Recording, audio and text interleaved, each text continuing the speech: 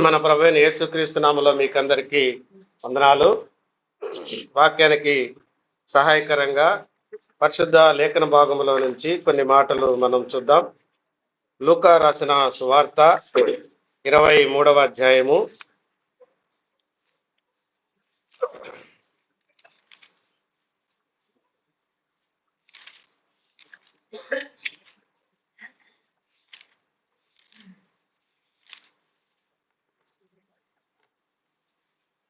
లూకా రాసిన సువార్త 23వ అధ్యాయము 33 నుంచి కొన్ని వచనాలు చదువుదాం. లూకా రాసిన సువార్త 23వ అధ్యాయము 33 నుంచి, పేజీ నంబరు 77వ పేజీ. వారు కపాలమనబడిన స్థలమునకు వచ్చినప్పుడు అక్కడ కుడివైపున ఒకరిని ఎడమవైపున ఒకరిని ఆ నేరస్తులను ఆయనతో కూడా సిలువ వేసిరి. యేసు, తండ్రి, వీరేమి చేయుచున్నారో వీరెరుగరు గనుక వీరిని క్షమించమని చెప్పాను. వారు ఆయన వస్త్రములు పంచుకొనుటకై సీట్లు వేసిరి. ప్రజలు నిలువబడి చూచుచుండేరి. అధికారులు, వీడు ఇతరులను రక్షించెను, వీడు దేవుడు ఏర్పరచుకొనిన క్రీస్తు అయిన ఎడల తన్ను తాను రక్షించుకొనునని అపహసించిరి. అంతటా సైనికులు ఆయన యొద్దకు వచ్చి ఆయనకు చిరకనిచ్చి, నీవు యూదుల రాజువైతే నిన్ను నీవే రక్షించుకొనమని ఆయనను అపహసించిరి. ఇతడు యూదుల రాజని పై విలాసము కూడా ఆయనకు పైగా వ్రాయబడెను. వేలాడ వేయబడిన ఆ నేరస్తుల్లో ఒకడు ఆయనను దూషించుచు, నీవు క్రీస్తువు గదా, నిన్ను రక్షించుకొనుము, మమ్మను కూడా రక్షింపమని చెప్పాను. అయితే రెండవవాడు వారిని గద్దించి, నీవు అదే శిక్షా విధిలో ఉన్నావు గనుక దేవునికి భయపడవా? మనకైతే ఇది న్యాయమే, మనము చేసిన వాటికి తగిన ఫలము పొందుచున్నాము, కానీ ఈయన ఏ తప్పిదనము చేయలేదని చెప్పి ఆయనను చూచి, యేసు, నీవు నీ రాజ్యములోనికి వచ్చినప్పుడు నన్ను జ్ఞాపకము చేసుకునమనెను. అందుకు ఆయన వానితో, నేడు నీవు నాతో కూడా పరదేశంలో ఉందువని నిత్యముగా నీతో చెప్పుచున్నానెను. దేవుడు ఈ యొక్క మాటలను మన వినికిడిలో దీవించినట్లు చిన్న ప్రార్థన చేద్దాం. ప్రేమ స్వరూపుడు అయిన మా దేవ, అత్యంత కృపగలిగిన తండ్రి, పరిశుద్ధుడైన ప్రభువ, జీవము గల మా నాయన, జీవాధిపతి, నీ ఘనమైన శ్రేష్టమైన అతి పరిశుద్ధమైన ఉన్నతమైన నీ నామమునకై స్తోత్రాలు నాయన. ఈ యొక్క ఉదయకాల సమయంలో సంఘంగా మేమందరము సమకూడి తండ్రి నీ మాటలు మేము విననయ్యుంటుండగా నీ యొక్క స్వరాన్ని మాకు పరలోకపు నుంచి నీవే బోధకుడవై మా అందరికి అర్థమయ్యే రీతిలో మా అందరికీ నీవే మాతో మాట్లాడి మమ్మల్ని సర్వసత్యములోనికి నడిపించుదరని మా ప్రాణప్రియుడు, మా రక్షకుడు, మా విమోచకుడైన మా ప్రభువైన యేసు క్రీస్తు పరిశుద్ధమైన నామన స్తుతులు చెల్లించి ప్రార్థించి వాక్యాన్ని ధ్యానిస్తున్నాము తండ్రి, ఆమేన్. ప్రభువునందు ప్రేమించబడిన ప్రియమైన దేవుని బిడ్డలారా, ఇక్కడ చదవబడినటువంటి లేఖన భాగములో మనం ఈ దినము గుడ్ ఫ్రైడే కాబట్టి చేరవచ్చిన మనమందరము ఈ మాటలు వినాలని ఆశపడుతూ ఉంటారు. అయితే ఇది ఆనవాయితీగా ఈ మాటలు మనము ఎప్పుడూ దేవుని యొక్క మహాకృపను బట్టి ఆయన పలికిన ప్రతి మాట మనం వింటూ ఉంటాం, ఆయన చెప్పిన ప్రతి బోధ మనం వింటూ ఉన్నాం. అయితే ప్రత్యేకంగా ఈరోజు వచ్చేటప్పటికి ఇవి 7 మాటలు పలికినాడని ఆ 7 మాటలు ఉన్న ఆంతర్యాన్ని మనం గ్రహించి మన జీవితాలకు అన్వయించుకోవాలని సంవత్సరానికి ఒక్కరోజే వీటి గురించి ఆలోచన చేసే క్రైస్తవులు కూడా ఉన్నారు. అయితే మనం అలా కాదు, ఇది నిత్యము మనం వీటిల్ని ధ్యానిస్తూనే ఉంటాం. అవునండి, ప్రతి నిత్యము ప్రభు మనకేదైతే ఆయన శరీరధారిగా వచ్చి ఆయన బోధ చేశాడో అవన్నీ మనము వినవలసినటువంటి వారమే. వీటిలో ఒక్కసారి దీన్ని ధ్యానం చేసుకొని తర్వాత వీటిని మర్చిపోవాలా అనే ఉద్దేశం అయితే కాదు. వీటిని మనం ఎప్పుడు మనం దేవుడు మన కొరకు వచ్చి భూలోకములో ఆయన జీవించినంత కాలంలో ఏ అయితే మనకి ఆయన బోధ చేసి వెళ్ళాడో, తర్వాత ఆయన వెళ్ళిపోయిన తర్వాత పరిశుద్ధాత్మ ద్వారా గ్రంథస్థం చేయబడినటువంటి ప్రతి లేఖనము కూడా మనకి, ప్రతి వాక్యము కూడా మనకి ప్రాముఖ్యమైనదని గ్రహించి మనము వీటిని ధ్యానిస్తూ ఉండాలి. ఇక్కడ 2 మాటలు ఇక్కడ ఉన్నాయి. మొదటి మాట సహోదరులు సత్యబాబాను వదిలేస్తున్నా, రెండవ మాట నేను మాట్లాడతాను. 10 నిమిషాల్లో నేను ముగిచ్చేస్తాను. దైవజనులు ఇద్దరు కొరవి అందిస్తారు. కాబట్టి రెండవ మాట ఏం చెప్తున్నాడంటే, ఇద్దరు దొంగలని ఆయన మనం ఇంతకుముందు కూడా ఆరాధనలో కూడా దీన్ని నేను మీకు తెలియజేశాను. ఆ ఇద్దరు నేరస్తులు, వాళ్ళు బందిపోటు దొంగలని కూడా వాక్యంలో రాయబడింది. ఆ ఇద్దరు నేరస్తులకి మధ్యలో ఈయనని సిలువ వేశారు. ఈ సిలువ వేసిన తర్వాత కొంత సమయం గడుస్తూ ఉంటుండగా ఆ ఆ సిలువలో వాళ్ళు వేళ్లాడుతున్నప్పుడు కొన్ని జరిగినటువంటి సందర్భాన్ని ఇక్కడ మనం గుర్తు చేసుకుంటున్నాం. ఒక దొంగ అంటున్నాడు, మొదటి దొంగ యేసు ప్రభువును చూసి ఆయన నిందిస్తా ఉన్నాడు. ఏమని నిందిస్తున్నాడు? నీవు చూడండి ఆ మాట, 23వ అధ్యాయము 39. వేలాడవేయబడిన ఆ నేరస్తులలో ఒకడు ఆయనను దూషించుచు, నీవు క్రీస్తువు కదా, నిన్ను నీవు రక్షించుకొనుము, మమ్మను కూడా రక్షింపమని చెప్పాను. అంటే ఈ ఈ దొంగ కూడా అంతకుముందు యేసు ప్రభువుని గురించి, ఆయన శరీరధారగా ఉన్న ఈ 33.5 సంవత్సర కాలంలో ఆయన గురించి కూడా ఈయన కూడా విన్నాడు.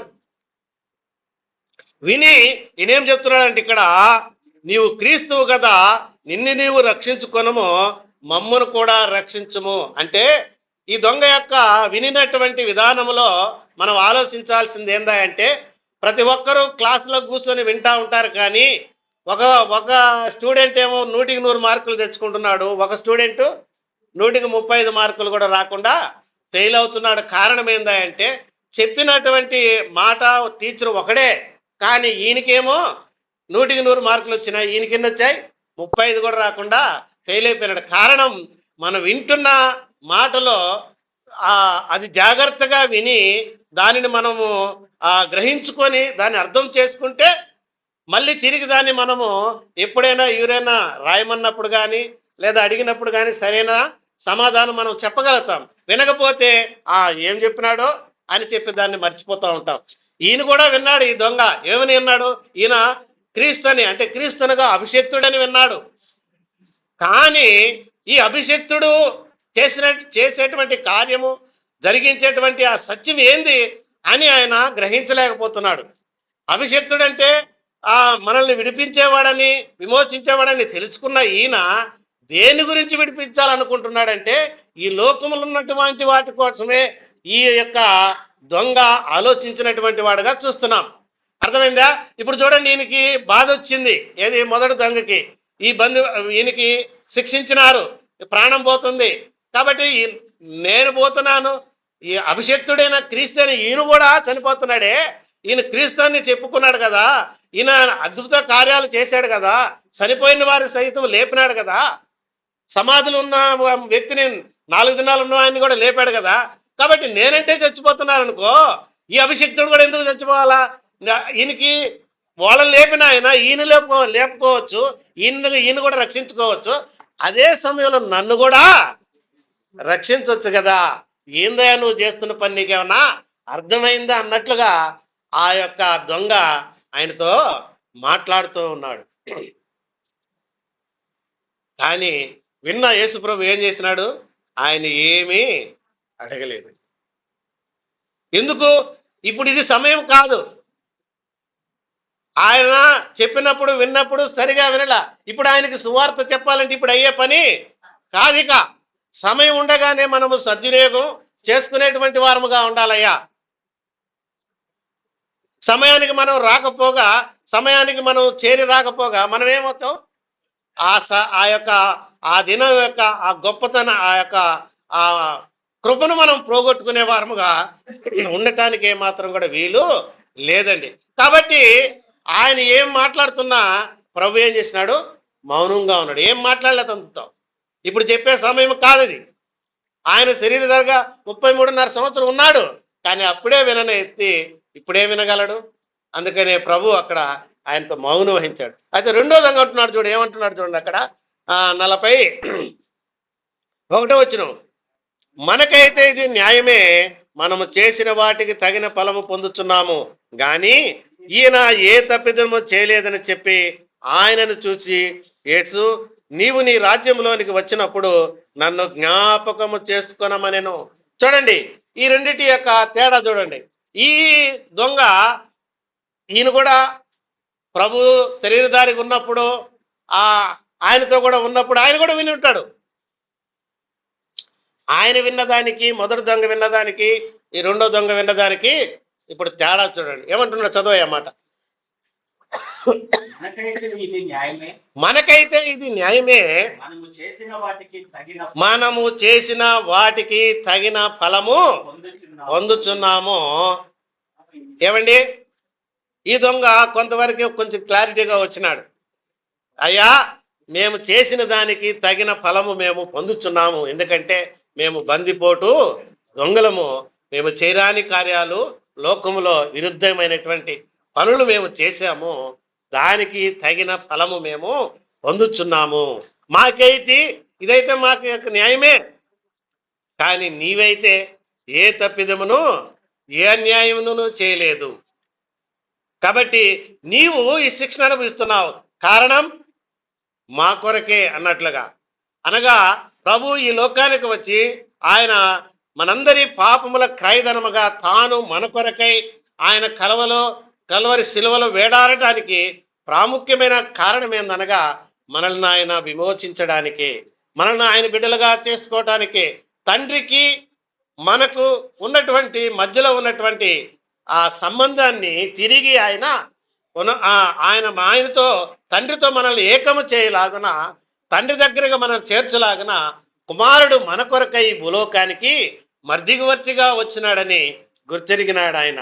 అంతేకాకుండా పరలోకములో ఆయన రాజ్యాన్ని స్థాపింపబోతున్నాడని, అదిగో ఆ పరలోకములో నిత్య మహిమలో ఆయన నీతిసూరుడిగా ఉంటాడని, ఆయన ప్రభుత్వము చేయబోతున్నాడని, అక్కడ ఆకలి దప్పులేని రాజ్యమని ఈ రెండవ విధంగా గుర్తెరిగినాడండి. అందుకనే ఆయన అంటున్నాడు, అయ్యా, మేము చేసిన దానికి తగిన ఫలము మేము పొందుచున్నాము, కానీ నీవైతే ఏ తప్పిదమును చేయలేదు, నాన్న ఏ అన్యాయమును చేయలేదు. కాబట్టి అంటున్నాడు యేసు, నీవు నీ రాజ్యంతో వచ్చినప్పుడు నన్ను జ్ఞాపకము చేసుకోయ్యా అని రెండవ దొంగ ప్రభుని ప్రాధేయపడుతున్నాడు. మొదటి దొంగని గద్దించినాడు, రెండవదిగా చూస్తే ఆయనను ప్రాధేయపడుతున్నాడు. అయ్యా, మేము ఇదిగో ఈ చివర గడిలో నేను చనిపోతున్నాను, అయితే నేను చేసిన దానికి నేను నరకాగ్నికి పాత్రుడనయ్యా, ఆ నరక బాధల నుంచి, ఆ వేదల నుంచి నన్ను తప్పించి నిత్య రాజ్యానికి, పరలోకానికి నాయన నీతో కూడా ఉండేటువంటి భాగ్యాన్ని నాకు నీవు కలిగించమని పశ్చాత్తాపముతో ప్రభువుని వేడుకున్నట్లుగా మనం చూస్తున్నాం. అయా, విన్న మన జీవితాల్లో యేసు ప్రభు మన పాపాల కోసం చనిపోయి సమాధి చేయబడి తిరిగి లేచాడని విశ్వసించినటువంటి నీవు నేను ఇట్టి విశ్వాసములో మనము దేవుని యందు నమ్మిక ఉంచి విశ్వాస జీవితంలో ముందుకు కొనసాగవలసినటువంటి వారముగా ఉన్నాము. అందును బట్టి దేవుడు కింద ఏమంటున్నాడంటే చూడండి, 43వ వచనం. అందుకు ఆయన వానితో, నేడు నీవు నాతో కూడా పరదేశులో ఉందువని నిశ్చయముగా నీతో చెప్పుచున్నానెను. కాబట్టి ఇప్పుడేమి అని ఆయనతో మాట్లాడుతున్నాడంటే, నేడే, ఎప్పుడో కాదు, నేడే. అమ్మా, రక్షణ నువ్వు అనుకున్న రోజు రాదండి. ఎప్పుడైతే నువ్వు ప్రభువును విశ్వసిస్తావో, యేసు ప్రభు నా పాపాల కోసం చనిపోయి సమాధి చేయబడి తిరిగి లేచినాడని నీ హృదయంలో నువ్వు ఎప్పుడైతే విశ్వసిస్తావో, ఎప్పుడైతే అంగీకరిస్తావో, ఆయన నీ హృదయంలో ఎప్పుడైతే స్థానం ఇస్తావో, అప్పుడే నీకు రక్షణ. అదే నీకు భాగ్యం, అన్న గొప్ప భాగ్యం అది. మనల్ని నేను అన్ని యవ్వనంలో ఉన్నప్పుడు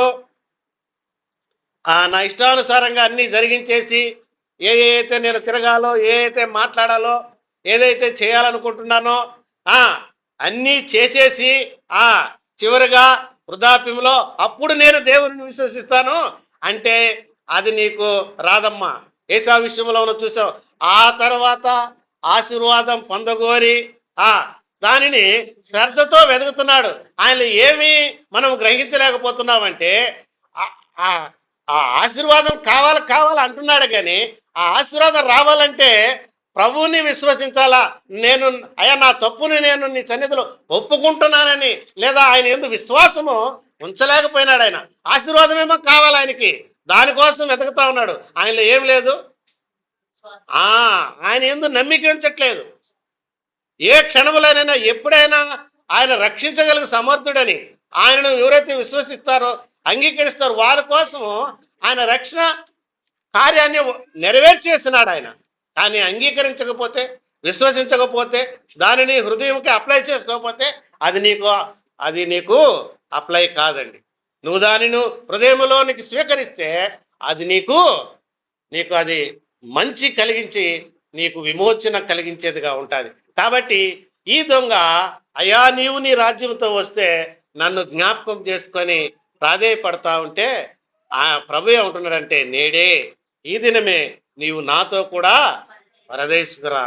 ఎప్పుడో ఎందుకు, నేడే అమ్మా, నేడేనే దినం ఉండగానే సమయము ప్రభు నీకు ఈ దినాన్ని ఇచ్చాడు. రేపేమో సంభవించిన మనకు తెలియదు. యాకోబు పత్రిక మనం చూస్తాం కదా, ఒకానొక పట్టణముకు వెళ్ళి లాభం సంపాదించుకుందాం అని చెప్పేసి ఇద్దరు స్నేహితులు మాట్లాడుకుంటా ఉన్నారు.